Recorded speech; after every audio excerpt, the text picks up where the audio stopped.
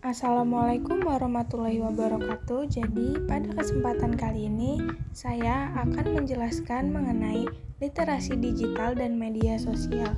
Sebelumnya izinkan saya memperkenalkan diri. Nama saya Nabila Nurani Putri dari kelas 12C. Tugas ini adalah penugasan kokurikuler kelas 12 SMA Negeri 3 Tambun Selatan, semester genap tahun pelajaran 2025-2026. Langsung saja kita membahas. Yang pertama, apa pengertian literasi digital? Definisi sederhananya ialah kemampuan seseorang dalam menggunakan teknologi digital secara bijak dan bertanggung jawab. Literasi digital tidak hanya berarti mampu menggunakan internet, tetapi juga memahami serta menilai informasi yang diperoleh dari dunia digital. Adapun contoh kemampuan literasi digital, yang pertama memilah informasi benar dan salah, yang kedua menggunakan internet untuk belajar, dan yang ketiga tidak mudah percaya berita di media sosial. Lalu, mengapa penting literasi digital? Di era digital, informasi dapat menyebar sangat cepat melalui internet dan media sosial. Tanpa literasi digital, seseorang mudah terpengaruh informasi palsu atau konten negatif yang beredar secara online. Dan di sini ada dampak jika literasi digital rendah. Yang pertama, mudah percaya hoax. 2. Ikut menyebarkan informasi salah.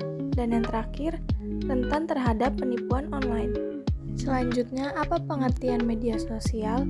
Definisi sederhananya, platform digital yang digunakan untuk berkomunikasi dan berbagi informasi dengan orang lain secara online.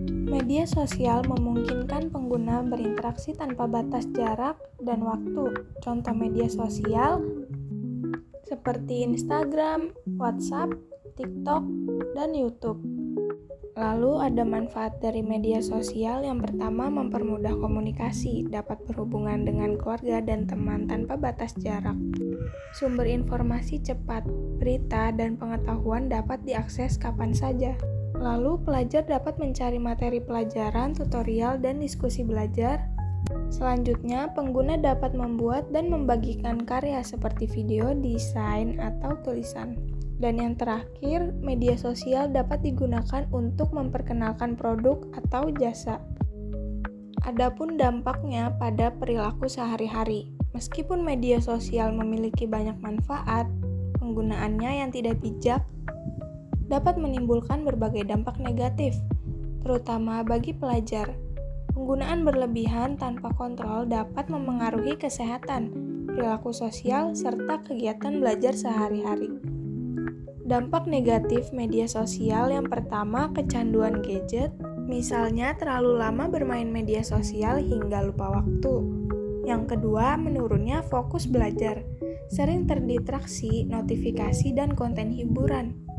Lalu yang ketiga, cyberbullying, itu adanya komentar kasar atau perundungan di dunia maya.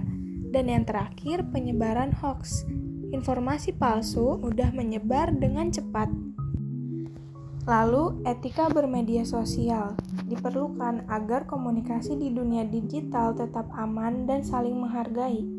Setiap pengguna harus menyadari bahwa aktivitas di internet meninggalkan jejak digital yang dapat dilihat oleh banyak orang. Contohnya itu, menggunakan bahasa yang sopan saat berkomentar atau mengunggah sesuatu. Kedua, menghargai pendapat orang lain meskipun berbeda pandangan.